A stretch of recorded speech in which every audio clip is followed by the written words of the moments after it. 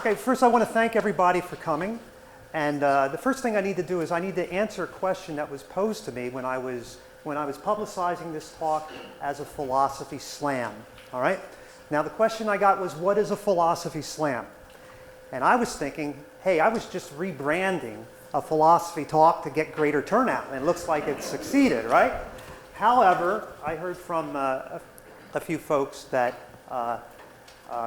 slam has some other sort of connotation, that many people might arrive expecting some sort of oral competition involving rap, okay? And so I just wanted to let you know, if you came with that expectation today, you'll be disappointed. I'm not going to be rapping my presentation. I did call the chair of the English department, because the chair of the English department has poetry slams every once in a while, and he said to me that, yeah, a slam can involve that, but it's usually something that's a little bit more free form, a little bit more informal. And so that's what we're going to attempt today. Usually philosophy talks are quite informal. So if I'm going to define what a philosophy slam is, it involves three things. One is, first, it involves really cool music before the presentation begins, okay? So you got that coming in. Two, it's a talk that's designed for the general public. It's not meant to be a philosophy talk aimed right for philosophers.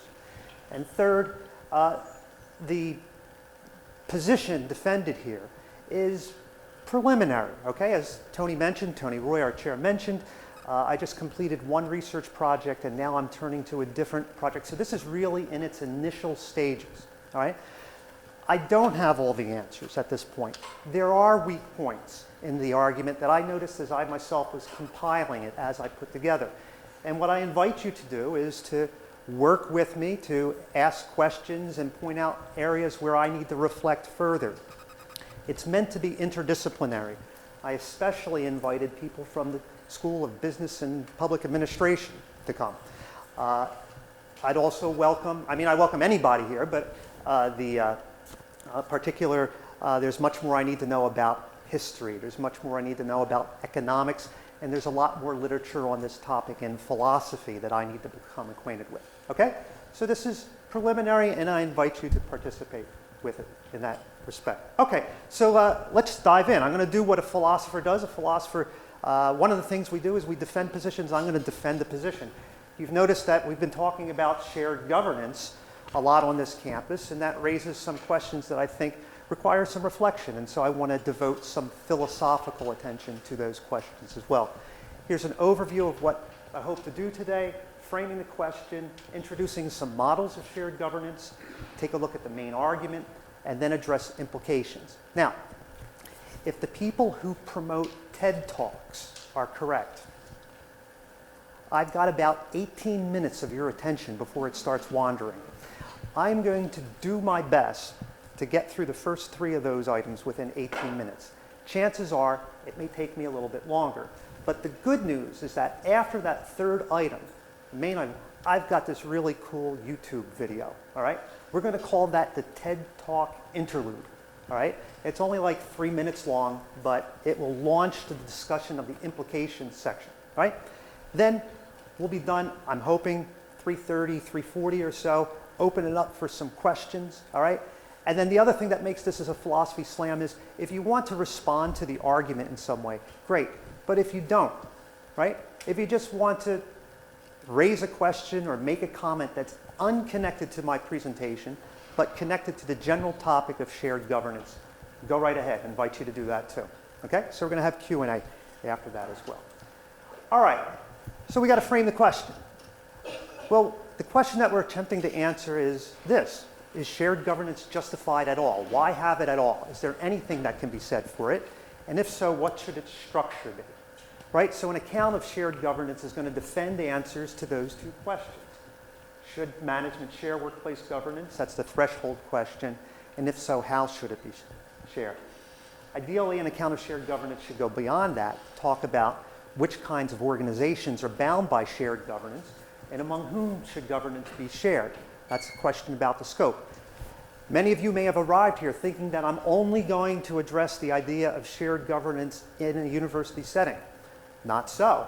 I'm going to be discussing the idea of shared governance in the profit world and the nonprofit world and beyond.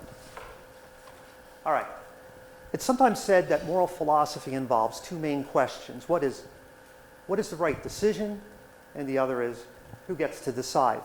The first question is a question of substance. The second is a question of authority. The two are independent questions. We recognize this, for example, when we say the judge had the authority to punish that criminal, but issued the wrong punishment. Either punished the criminal too lightly or too strictly. Right?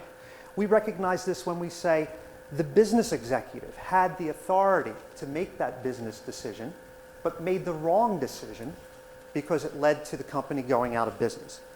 Two separate questions. Today I'm interested in the second question. Who decides? Who has the authority to decide? Is it solely management, or must management share? Okay?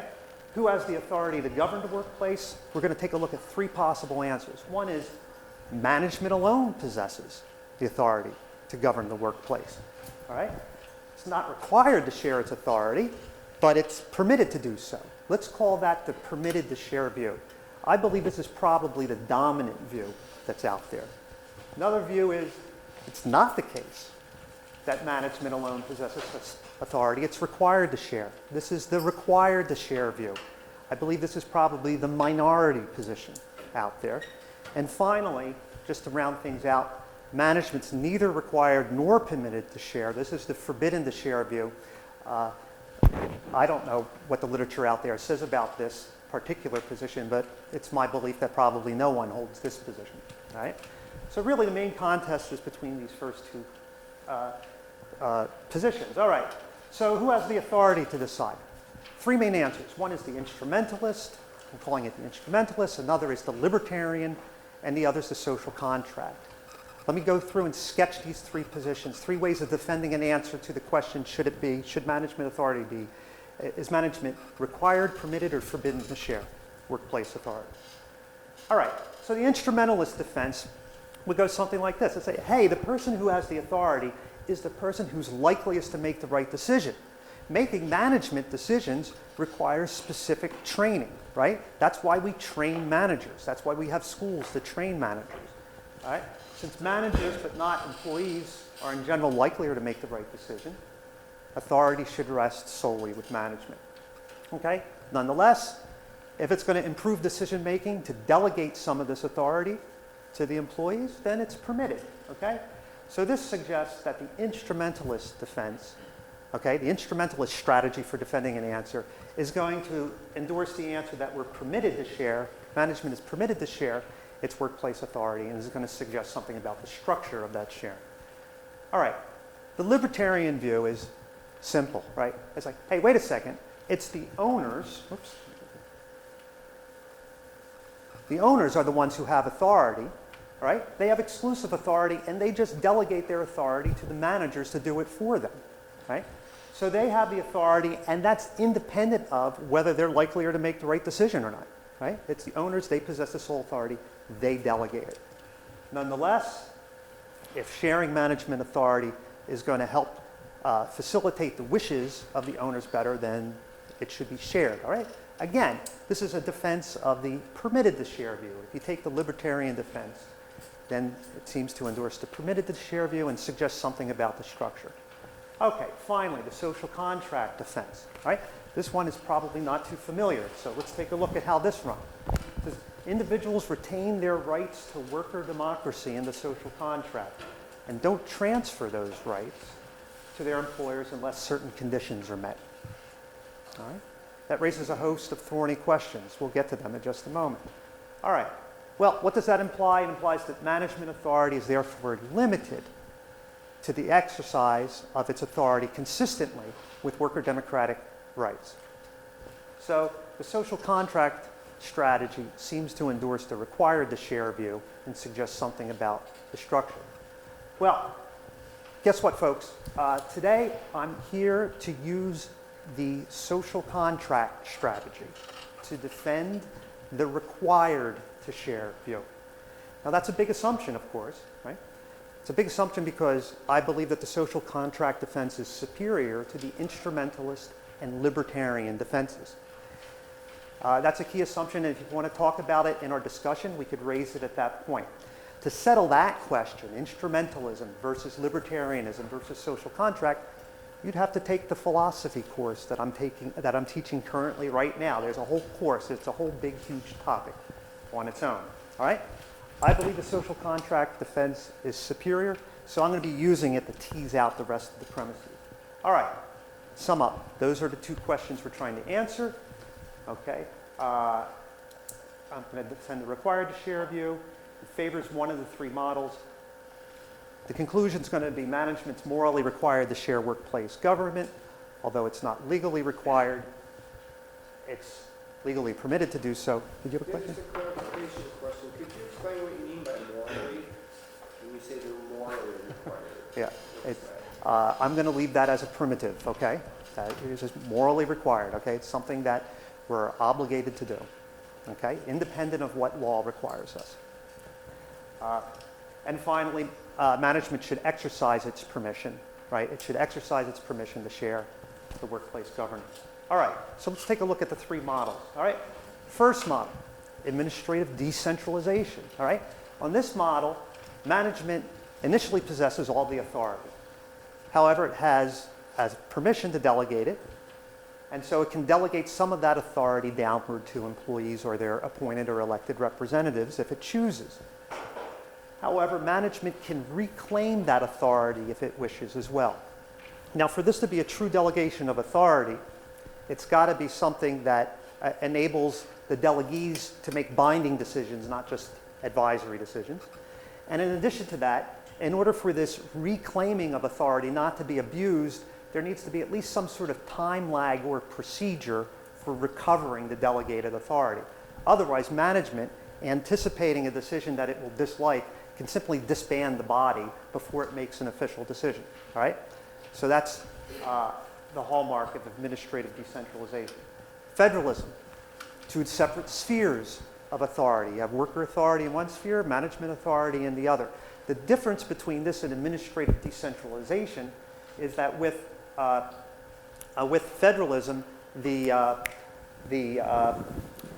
authority that the workers have is entrenched. It can't be reclaimed by management. All right? So it's entrenched, it's permanent, so to speak. Worker democracy is just the inverse of the administrative decentralization model.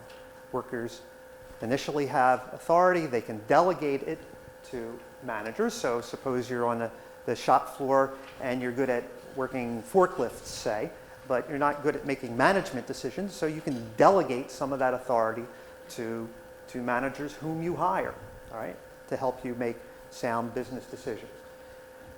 And likewise, worker authority can be reclaimed, provided there's a time lag, okay? There's a time lag or the procedure for doing so that it can't abuse the authority that it possesses.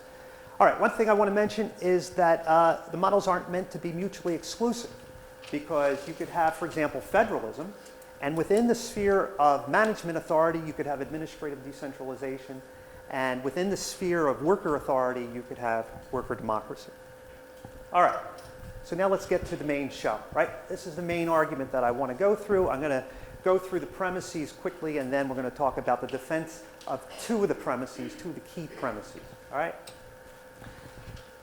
No surprise, individuals possess a right to political democracy. What I'm going to do is I'm going to take a look briefly at how the social contract tradition defends such a claim, and using that methodology, I'll extend it to defend the key second premise, which is this right entails an individual right to worker democracy.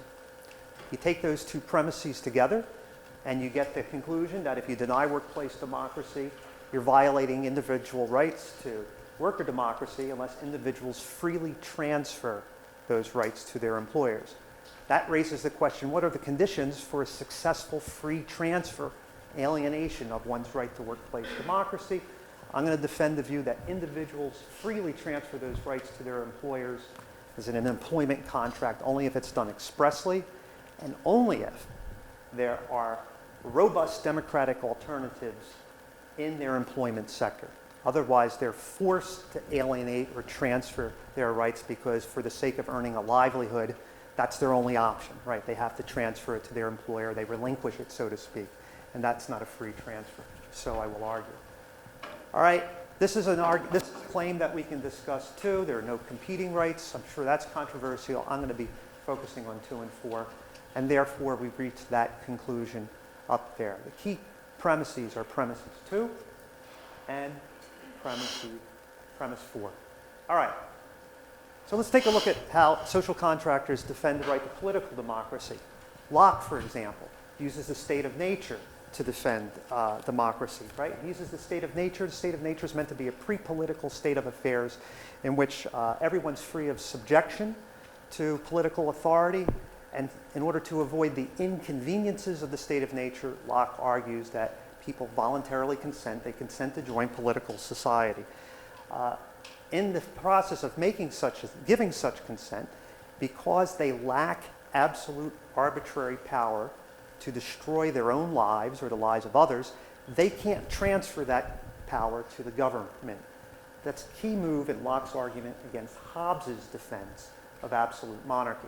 All right, so here we find one limit on government power, right? You can't transfer to government absolute arbitrary power to take your life because you yourself don't possess that power, that right, to transfer in the first place. All right. In addition to that, Locke suggests that when one joins political society, or what I'm calling there as a commonwealth, one partially transfers one's right of self-government. Okay? Why is it a partial transfer? Because you only have to transfer that portion of it, Locke argues, that's necessary for preserving yourself or the society. You only transfer that amount of power, that a portion of your right of self-government. The rest of it you get to keep. All right? So you get to keep that portion of your right to self-government. What you do that with the understanding that when you transfer that portion of your right of self-government to the government, the commonwealth, the state, right? They do it with the understanding that the role, the responsibility of the state is to help preserve and enlarge your property, by which Locke means your lives, your liberties, and your estates, right? They're to make your life better. So it's a conditional transfer of sort. All right.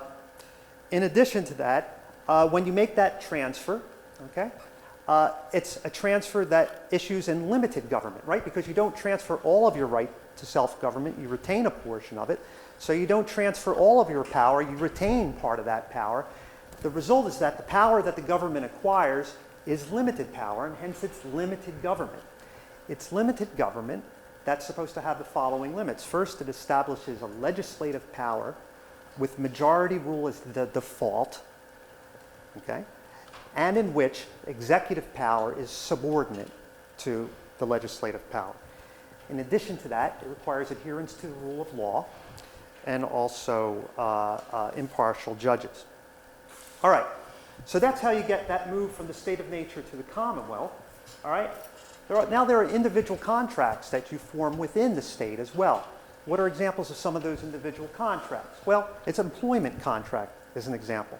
Now, one of the things that Locke nicely says is this, and it's going to draw on a claim that I made before. Locke says, for a man not having the power over his own life cannot by compact or his own consent enslave himself to any one, nor put himself under the absolute arbitrary power of another to take away his life when he pleases. Although men did sell themselves, this was only to drudgery, not to slavery, right? That's important because you don't have absolute arbitrary power over your own life. It follows that you can't give it to anyone, not the government, not to your employer. Hence, it's morally impossible for you to sell yourself into slavery, or so Locke argues.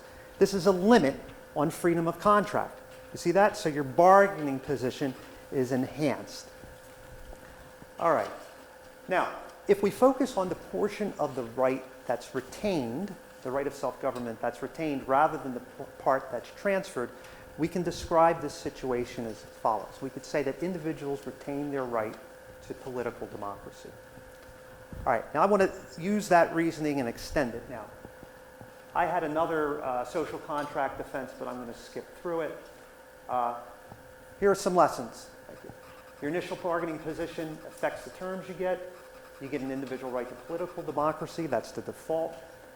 You don't have to bargain for this right with your employer. And the social contract establishes other limits on freedom of contract. You can't contract into slavery. And if I had gone through the other defense, I would show you that you can't contract into discrimination as well. You can't enter an employment contract in which you say, okay, I'll waive my right to sue for discrimination. That's something that you get for free. You don't have to bargain for it. All right.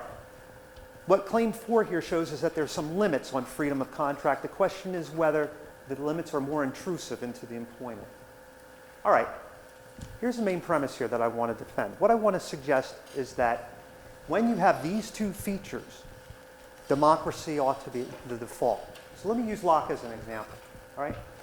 For Locke, individuals retain their right to political democracy when they confer authority onto another individual to issue binding directives over them with two understandings. First, the understanding is that the directives are supposed to help preserve and enlarge their property, broadly construed as defined before, and also with the understanding that in virtue of possessing such authority, these individuals exercise some control over our property as well.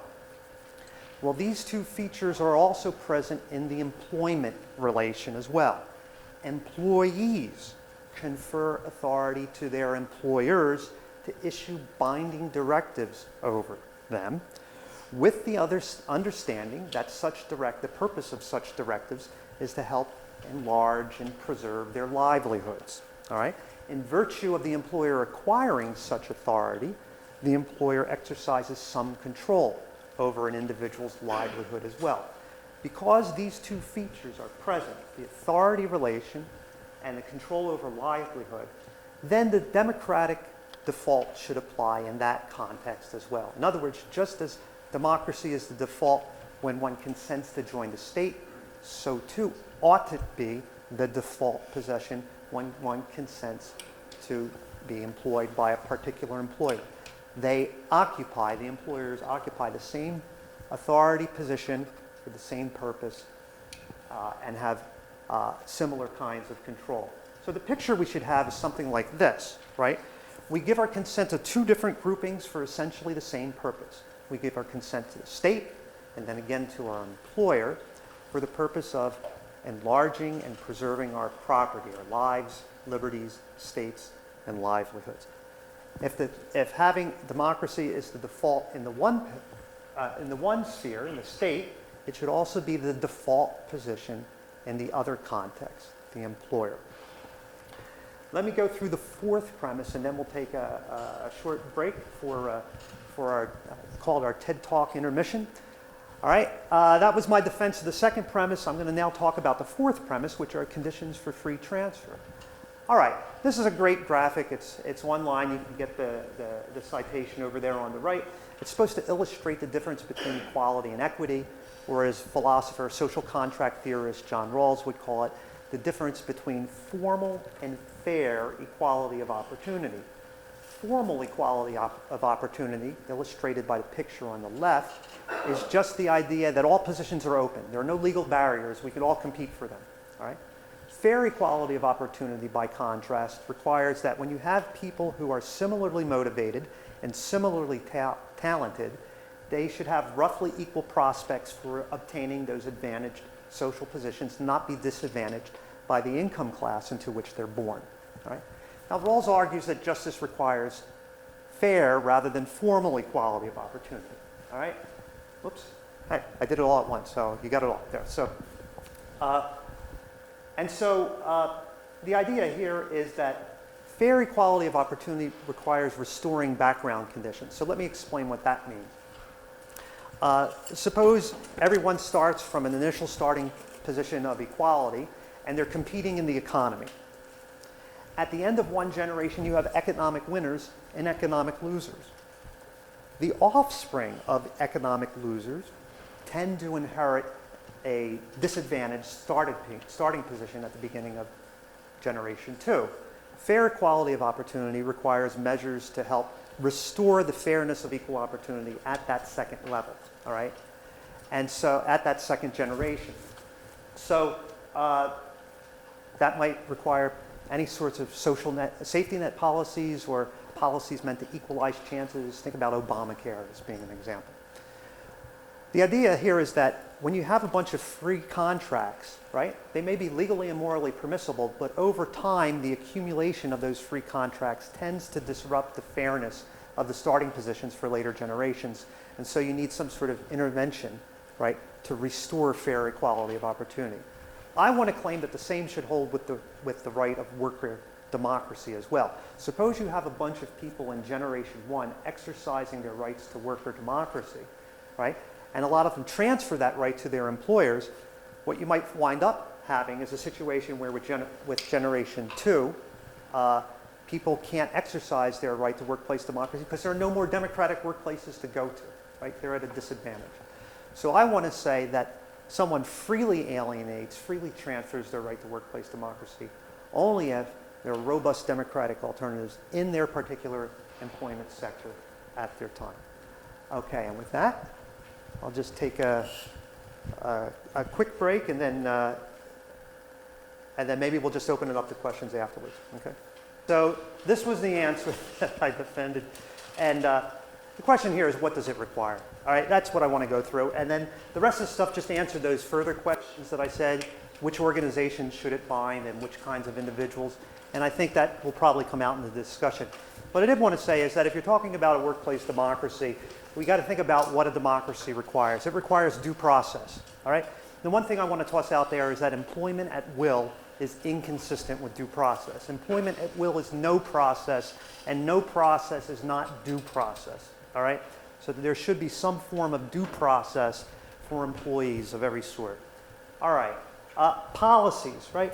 There's a lot of talk in political philosophy and in political theory about rule by publicized policies rather than what political philosophers will call extemporaneous decrees, all right?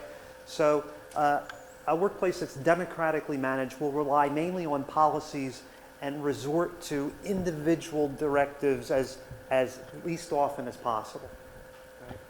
So if someone says, you know, hey, you got to do this, right? The first response should be, okay, well, let's trace it to some policy that requires it rather than having it be some sort of thing that's independent. Worker management, along the lines that I've just said, just described, robust speech and privacy rights. And then this is the main thing, democracy. Automatically, you should have an agent.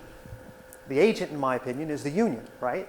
It should be, unionization should be mandatory, should be automatic. There should not be an election for it, right? If democracy is a requirement in the workplace and the union is that democratic agent, then to have an election is to have an election on whether or not to be democratic, which is not something that ought to be waived, okay?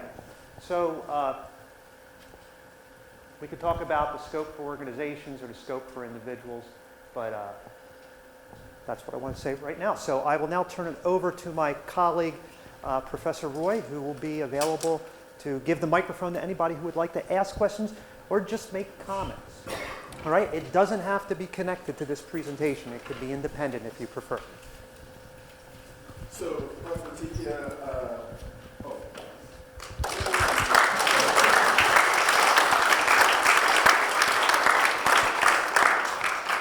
so we can direct questions to Prof. Naticchia. I'm supposed to run around with the microphone and give it to you because this is being, there's a recording and nobody will hear what you have to say if we don't kind of like that. So.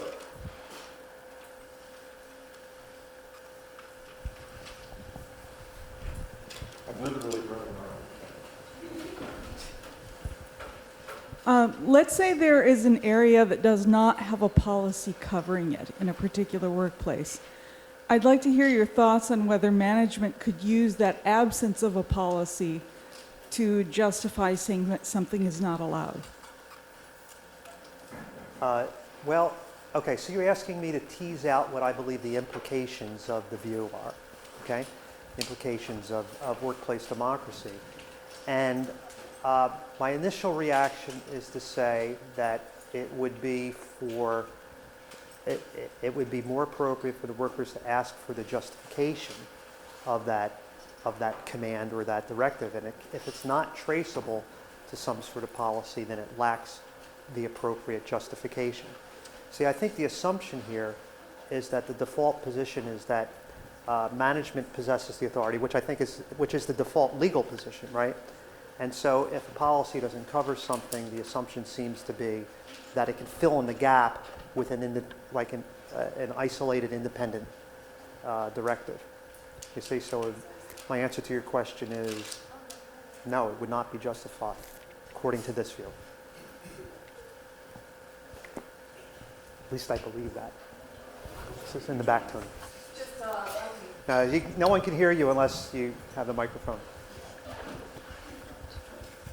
So you seem to conclude that unions are the response or the proper answer to these problems or questions. But what about a cooperative style? And that would be, Good. organizations that really organize themselves, so to speak. Good, thank you for that question. So at the beginning of the talk, I said that I was noticing certain things as I was going through. And actually that last conclusion that I went to, that that unionization is mandatory, is something that I have mixed feelings about, all right? I lean towards that view, but one of the videos that I have as one of the links on the slideshow shows a cooperative, a democratically managed workplace that's non-unionized. So you can drive a wedge between democracy in the workplace on the one hand and unionization on the other. So now I'm sort of torn between two different positions, all right? One is the position that I described in the talk, the one that I lean toward, which is that unionization would be mandatory. But the other position is that it would not be mandatory in a context in which you have a genuine workplace democracy. So then the justification for unionization would retreat to the position that when a workplace lacks the structure of that workplace democratic model that I put up, right? If it's arranged as most workplaces are along the administrative decentralization lines, in that case, right, you need to have the union there in order to get closer to democracy than you would without it. Chris, thank you for this and the invitation. You mentioned John Rawls a little while ago, right? Yeah. And it came to mind. Where is the locus of power, if you will, in a social capabilities model, a la Martha Nussbaum? Right. Where would that be? And that kind of freeloads off of what Lori was just talking about. And thank you again. Okay. Wow. All right. So Nussbaum's view is that the ultimate thing that counts is not welfare, but capabilities, right? The capability that one has to achieve welfare. And so what ultimately matters is empowering people to have those capabilities so they can achieve those outcomes that give them welfare, right? Now, as I conceive it, I think Nussbaum's view, at least as you've described it, and at least as she describes it in some places, is more of the instrumentalist sort, all right? The instrumentalist strategy that I described towards the beginning, where all justifications for policies, procedures, institutions, organizational setups, and the like are going to be justified by reference to how well they promote the extension of those capabilities for the most people. I think that's the way I would respond. So Nussbaum would offer what I would regard as an instrumentalist defense of justifying policies, institutions, and so on, whereas I'm relying on social contract defense. And so I guess if there's a disagreement at all, it would occur right at square one, where I said I was going to take the social contract approach because I felt that it was superior to the alternatives.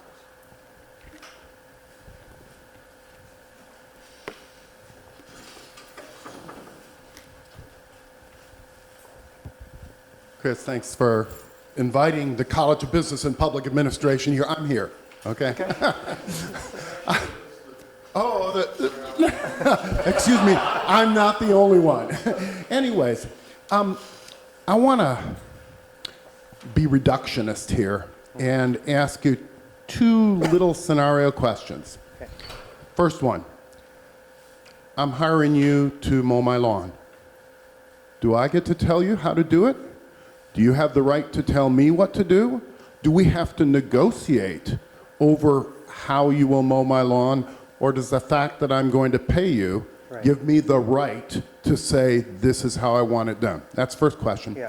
Second question revolves around the whole concept of organizations that this rests in. And let me ask you about your classroom. And let me ask, is your classroom a democracy?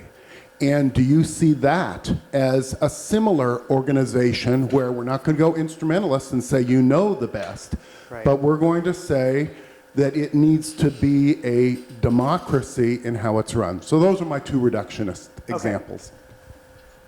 So first, I want to say thanks for the question. They're great. They're both great questions. It seems that that corner of the hallway here of the room has a great questions. Okay, Terry too. Okay.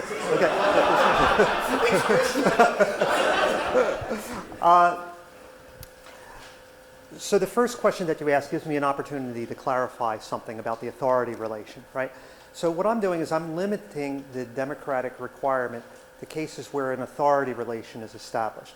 When you hire a contractor to perform some one-off service for you, you're not establishing an authority relation. It's just a garden variety contract, quid pro quo, payment for one specific service. An authority relation is something different. That's when you're consenting to give someone else authority to issue specific directives over you. All right? And so that would enable me to say, no, there's no democratic entitlement in that, one-off situation that you've described. So then the question becomes, how many of those, how often can you reproduce those authority relations, right? So I want to say that authority relation that exists between a subject of a state and a state is also reproduced in the relationship between an employee and an employer, all right? Now, as to your second question, all right, I take the challenge to be, is the view overbroad, right? And I take that to probably be what would be the main challenge to the view, and that's suggested by the school organizations here.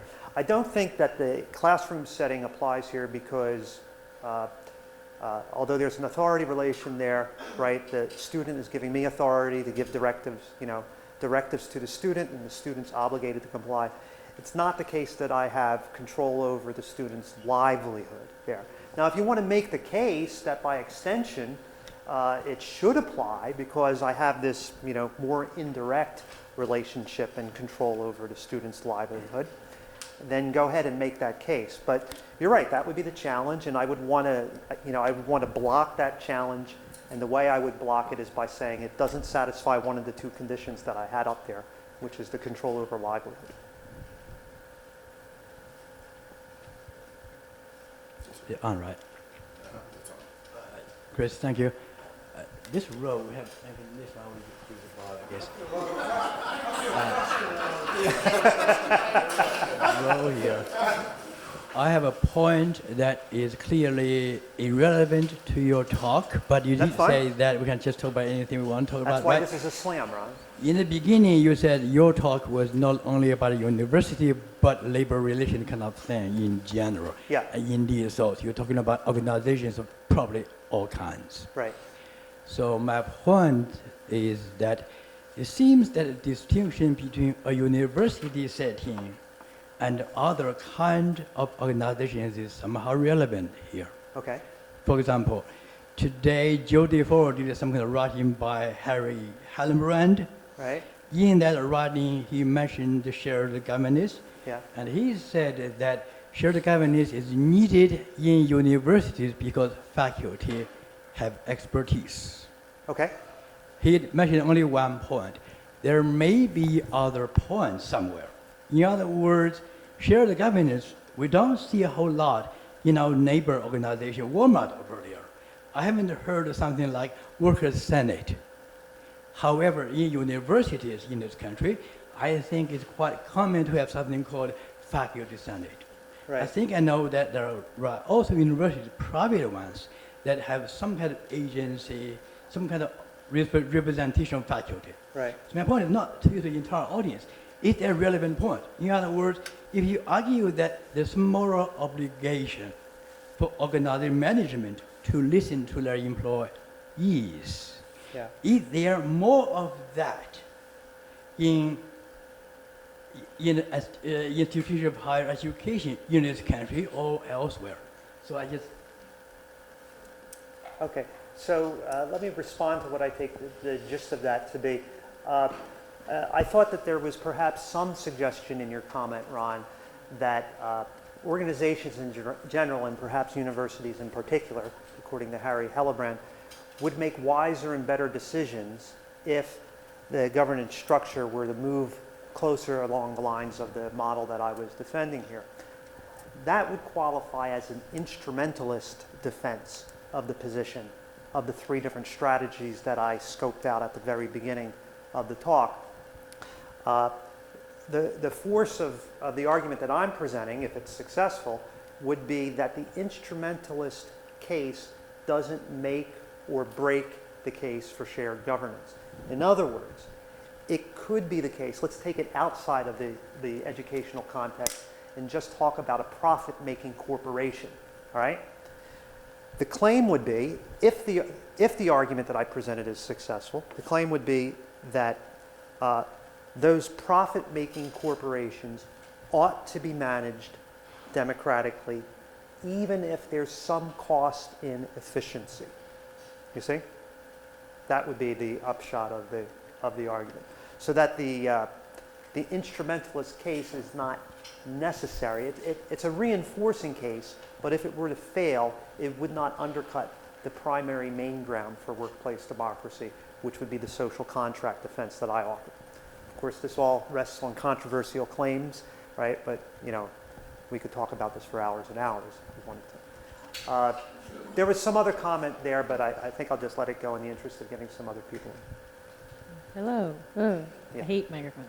Are military and police red because they're outside the scope of what you're saying? And is that a problem for them? No, the reason I have it up there in red is because it ought to be a problem for me, right? Because we don't think that the military and the police should be organized democratically, right? The police officers just have to follow orders, and the military officers need to follow orders, right? So the objection would be, in the spirit of the one that Jonathan was raising earlier, doesn't my view commit me to the position that the police and military ought to be democratized? And that should worry me, right? Because I don't want to have that be an implication of my position. So the way I would respond to that is the following. Did you want to add something? Well, so I was coming at it from the other side. Like, maybe it's not a problem for you. Maybe it's a problem for the military and the police that they're not democratic. And if they can't be the military and police without being democratic, perhaps they shouldn't exist. Okay. That's a position one could take, okay? Would it be consistent with what you're saying, though? It would be consistent with what I'm saying, but it's not a position that I want to take. You don't want okay? to go that far? Fine. All right. But the point would be, to respond to the main point, when we use the word ad hoc, right, there are two different senses to the phrase ad hoc. There's a pejorative and there's a non-pejorative sense, right? So when we say that something's ad hoc, sometimes we mean that it's arbitrary, right? There's no reason behind it. That's the pejorative sense of ad hoc. But then there's a non-pejorative sense of ad hoc too, which means one-off, right? We just deal with this separately.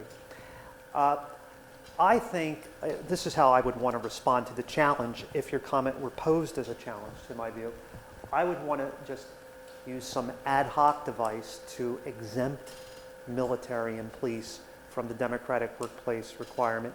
I mean, we could think of a plausible rationale that, you know, security is the underpinning of everything, and unless we have security, we can't even have democracy in society and the workplace. And democracy would, you know, undermine the effectiveness of the police and the military, so on and so forth. So in that sense, I think I can maintain my view without being worried about challenges along the lines that you were hinting toward. So I have a brief question. Yeah. So in reality, depending on market conditions, people will cede different degrees of authority to management Right. In particular, if the market's really bad, you'll seed just about anything so that you can eat. I take it that you're saying there are some limits, but there seems to be some sort of rather wide, again, depending on the market, rather wide scale within which this sort of thing can occur. Right.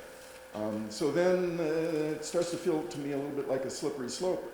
Where exactly do you think that, morally the line is drawn? And once you go past here, you're seeding too much or the management's taking too much. Okay, so let me get some clarification on the question, Tony.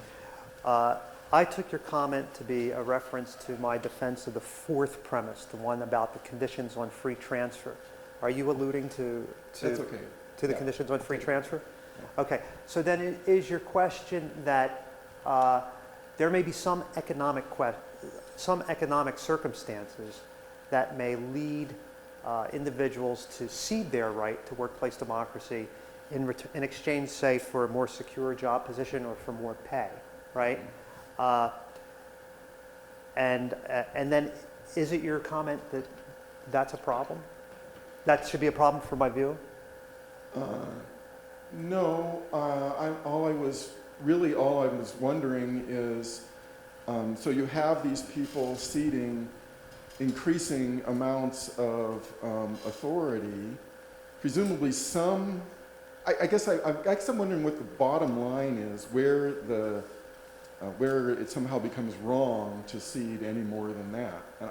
And you're using the term workplace democracy, but I guess I don't quite know where it stops, since in reality it can go all the way from, having complete freedom because you could always just go somewhere else, or to being basically a slave.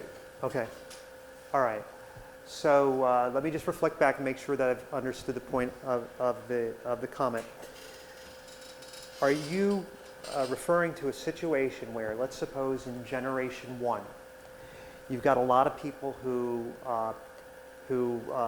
get employed, and let's say a lot of them transfer their right of workplace government to the employer so that they have no entitlement to it anymore in the workplace. All right? That's one subgroup.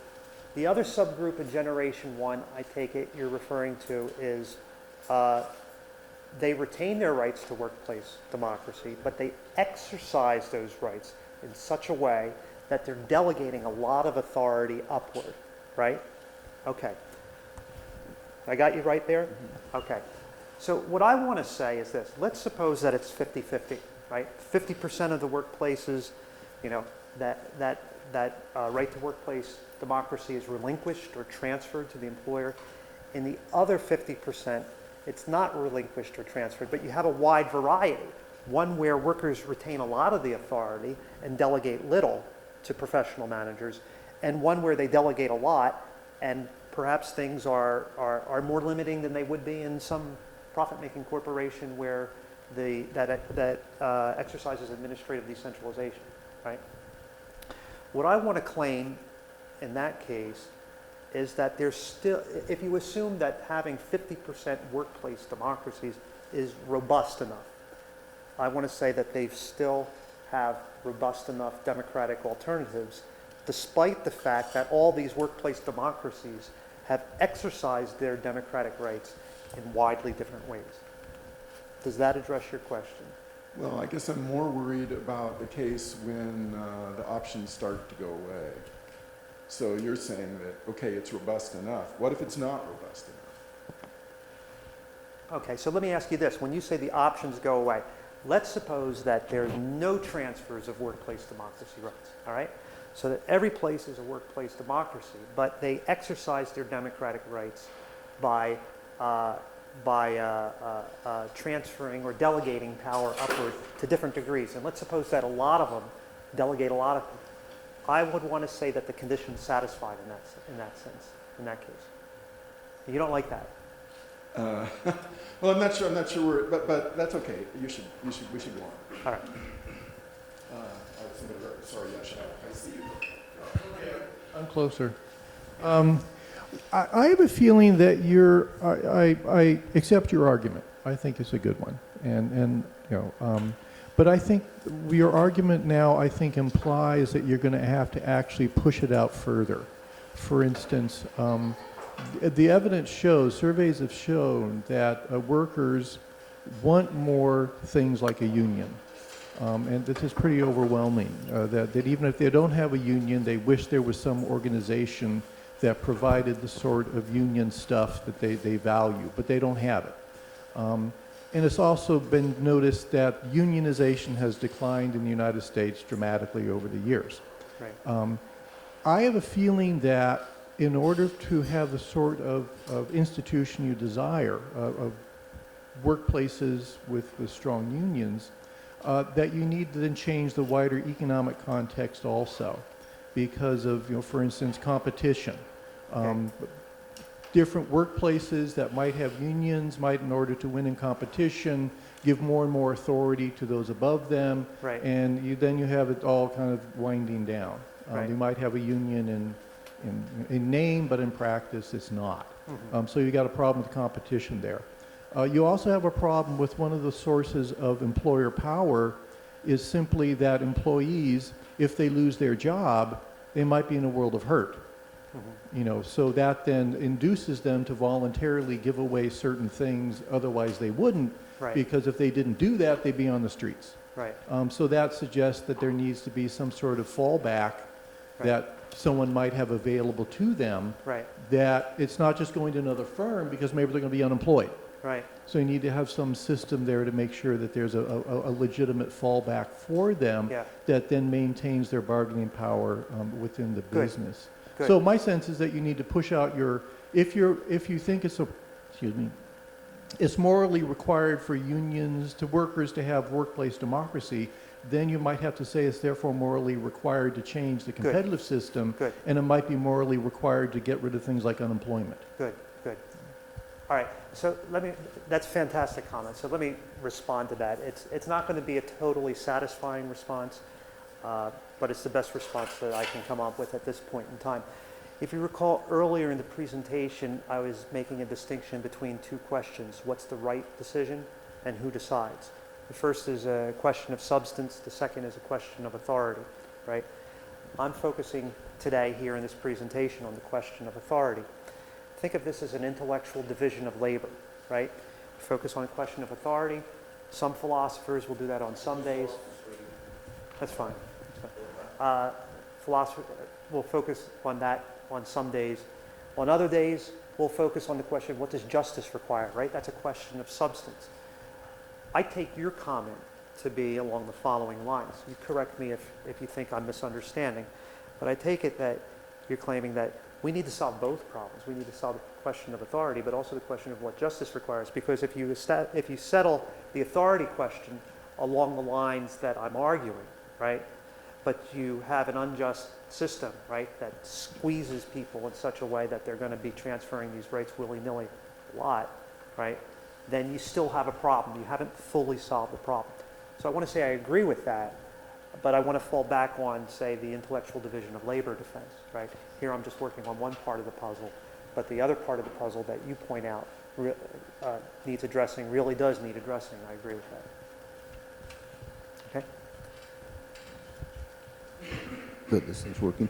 The military and police, at least in a government similar to something like the United States was supposed to be, is under civilian democratic control. So even though the military by itself is not organized, as you've discussed, in actual fact, there is an oversight. The general, or even nominally the commander-in-chief, we will not mention the current person occupying the office, cannot unilaterally declare an action, e.g. a war, that requires a legislative body, which theoretically is a democracy or democratically elected and so forth. So I think those two issues are not directly contradictory once you understand that they are not independent entities, unlike a for-profit corporation. Churches probably don't belong there for the following reason: as long as you have a pluralist secular government, in that a church is a voluntary entity and nominally under usually supernatural revealment, which may say that there is a top-down tyranny Right. as organized in some churches. Right. No democracy, no workers' rights. Right. The priesthood cannot have the priesthood union demanding rights to do what have you, because there's a divine command telling what to do. But the larger issue, which I don't understand how you deal with it in general, will be the problem of the sociopathic tyrant. Tyranny is standard. There are sociopaths. We do not understand how to cure them. They exist. They make arbitrary and capricious decisions. They are primarily egoists in the way they operate. How do you control them, whatever they get into? Because they fundamentally destroy what you're talking about and often end up to be the, quote, managers in the real world. All right. So, Yasha, you tell me if I've understood the question correctly, because I'm going to try and invoke a version of the intellectual division of labor defense here, right?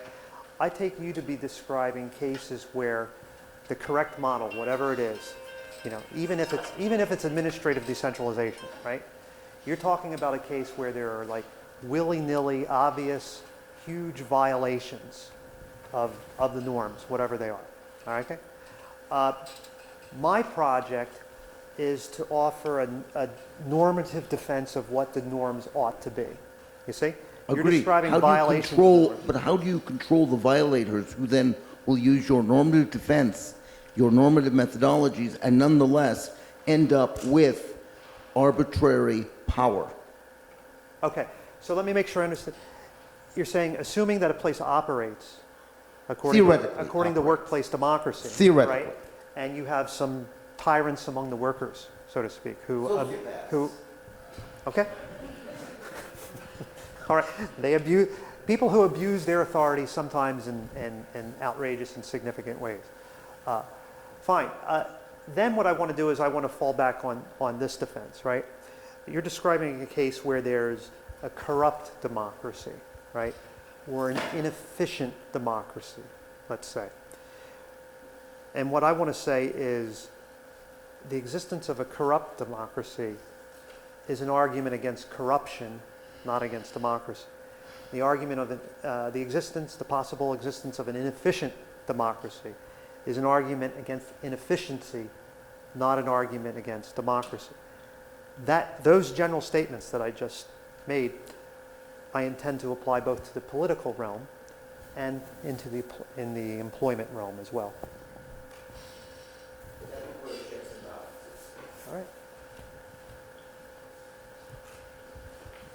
Thanks, Chris.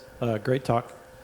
I have just a kind of a general question, I guess, that's probably just kind of scratching the surface here, but it's just kind of reflective of my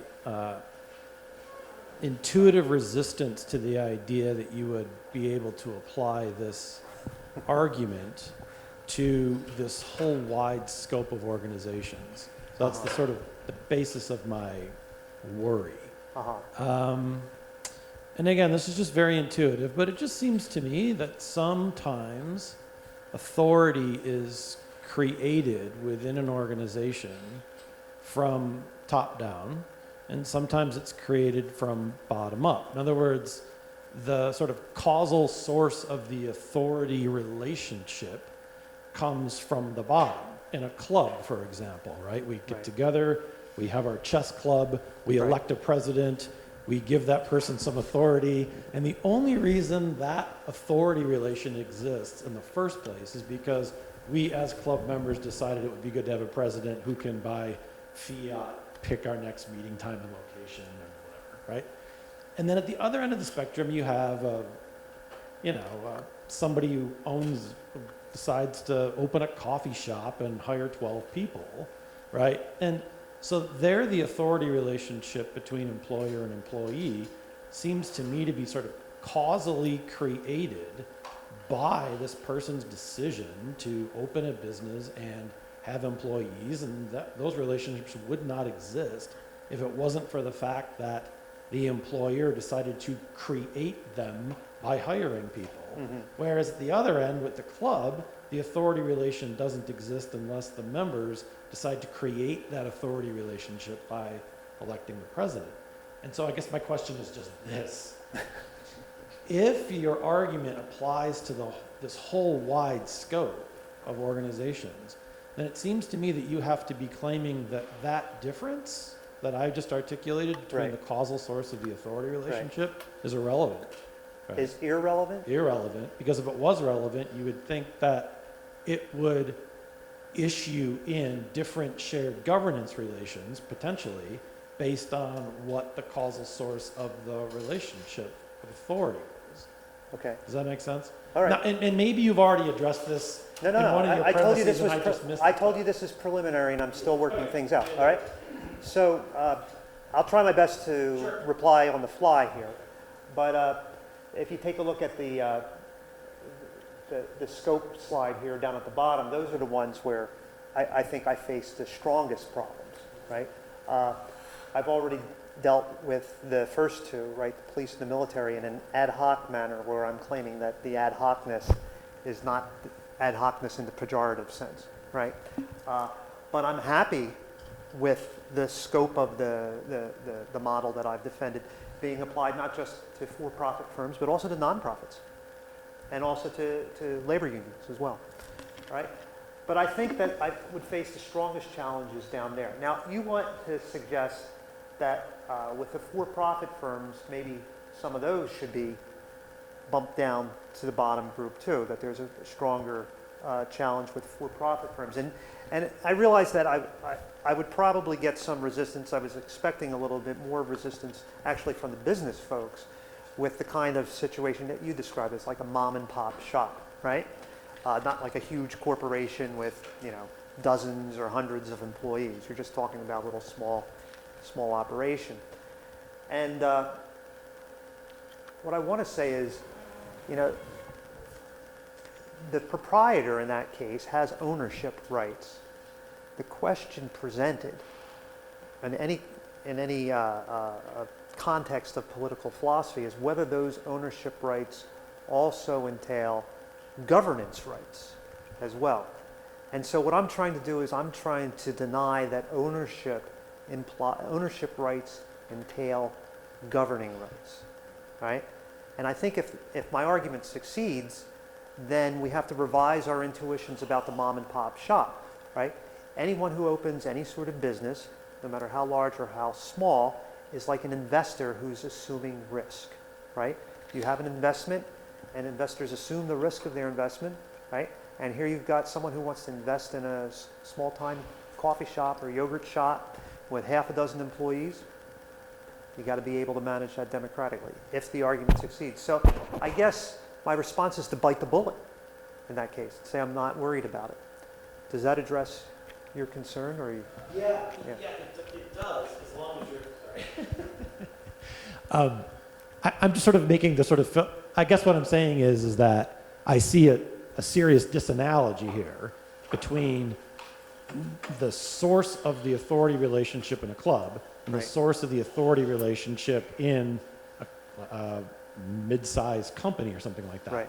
And so it seems to me that if you want to lump them all together and say that the form of shared governance should be the same according to your argument in all of them, then you would have to sort of explain why that aspect of disanalogy, namely the causal source of the authority relation, is irrelevant.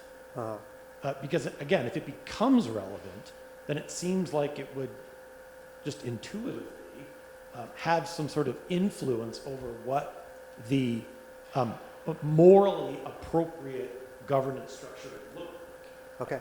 Yeah. All right. Thank you. Yeah. So let's get some other people in, and then we'll call it a day. John, Eric, and what's your name? Jill. Jill. Okay. John. Muma. You mentioned livelihood as a key concept, Yeah. and that's something you're going to, I guess, for future work to work that out. Yeah. I'm thinking one way someone could respond to this is that you define livelihood as just meeting your necessities. You don't starve if you work 40 hours a week. You get health care. But beyond that, the employer wouldn't have a moral obligation. Do you foresee that objection? Because I could see someone objecting that you have a comfortable job, Right, where you're getting a higher income, right, and so you're far above that baseline. right. And so then the moral obligation of the employer, they don't have as much control of your livelihood. Right. You want to say it's weaker in that case? Yeah. Okay. Do So, you see that kind of objection? well, actually, I mean, I want the democratic entitlement to apply across the board, whether, no matter how wealthy or poor one is, right? So it might be that the wealthier person is going to be, I don't know, it's really psychologically contingent, right? Some people really prize participation, so, they'll insist on not transferring such and such a right, and other people may not just care, right? So I guess I'm not concerned about that. I think that even the wealthy, right, even the ones who are economically self-sufficient possess this right until and unless they transfer it to their employers.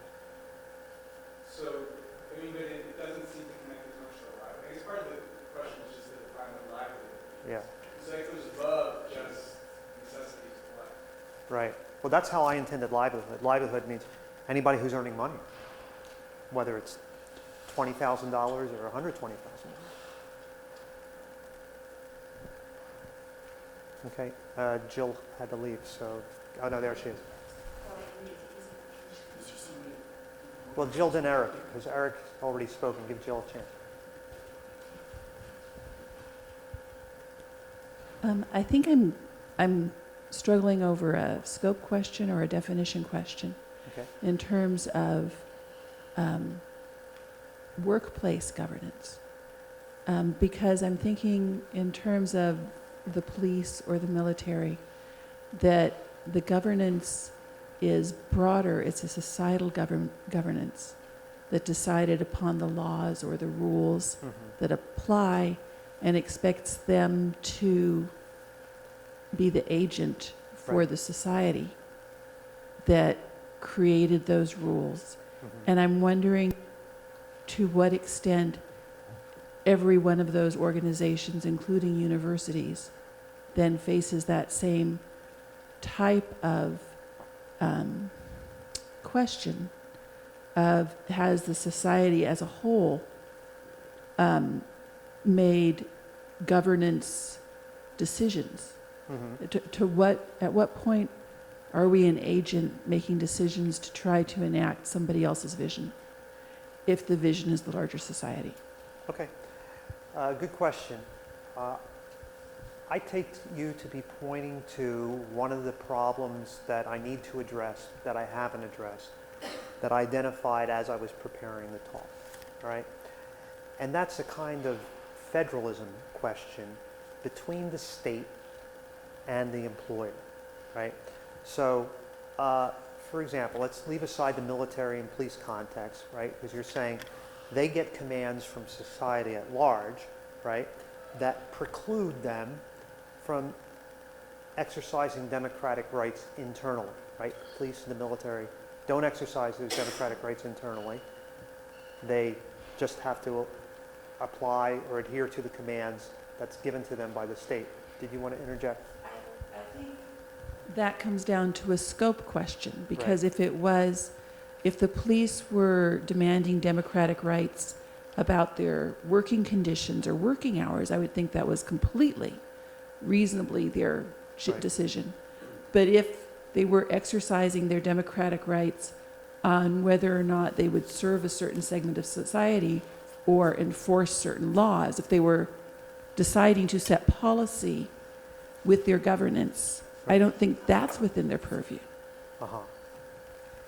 Yeah, so, I mean, I just want to run the same response back, that there's going to be this complex relationship between the commands that are issued, right, by society at large via the state, and the kinds of exercises of democratic rights internally.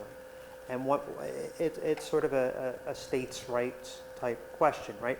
In some contexts, the commands that issue from the state are not going to be ones that the workers can resist. So here's a clearer illustration.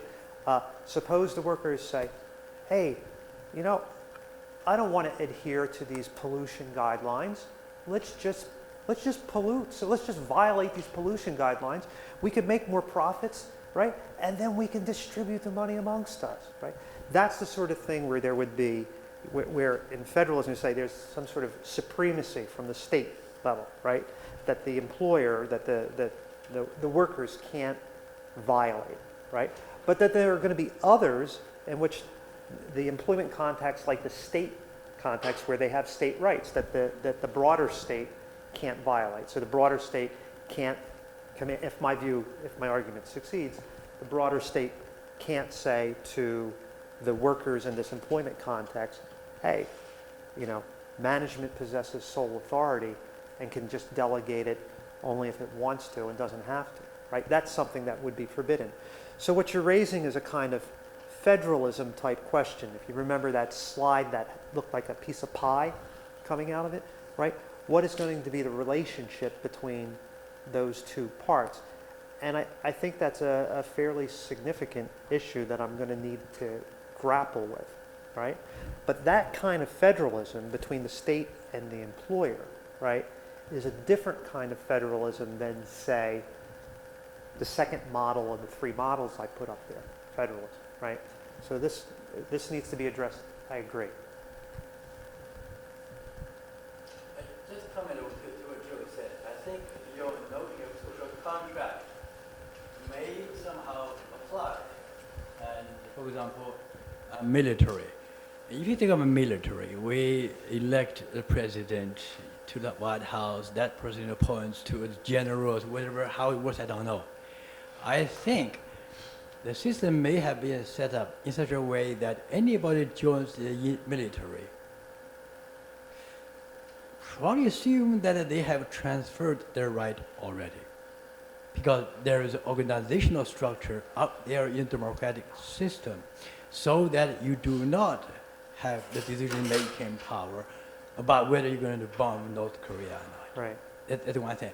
So more general, though, I think, in all this scope of organizations, I look at them, I think the issue of ownership is very much relevant. So the organization belongs to whom? For example, if I run a two-person plumbing firm, I don't know. I don't know whether I'm morally obligated to give my people any authority to make decisions, although I know that once in a while, or maybe many times, listening to them is very good for me. So based on your social contract, I'm still thinking about to what degree would it apply to what type of organizations? Again, general comment. I'm just thinking. Yeah, I mean, I could only answer that by, referring to this slide here. I think I could handle the military and police objection. I'm not so much concerned about the next three items on the list. I'm more concerned about the last three items on the list, because I'm less concerned about universities. I think universities can be operated democratically. There would need to be a division of labor too, because as significant of a conclusion as it is to say that these organizations ought to be organized democratically, it still doesn't settle the question of how they should be organized democratically. Like, faculty would just have authority over faculty affairs. Staff would just have authority over staff affairs. You see, you still have to work out those problems. And there are different problems too that I'll mention momentarily. But churches and clubs and leagues are a little bit trickier, because I wouldn't want a softball league's employees to vote to alter the rules of softball, for example, right? So that's a problematic case. And the churches, I think, is pretty significant there, right? I don't want the democratic entitlement to be applicable to religious organizations in a similar way. So I've got to figure out how to handle that type of case. Because that type of case would seem to me a more powerful objection to the view. I don't know if that addresses directly what you were concerned with, Ron, but that's how I would respond in general about the scope. I think Eric had one, and how about we call it a day after Eric?